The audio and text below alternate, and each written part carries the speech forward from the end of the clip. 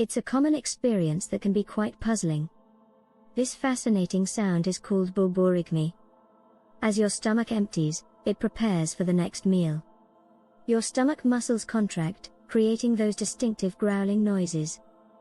These noises signal hunger and digestion, even when empty.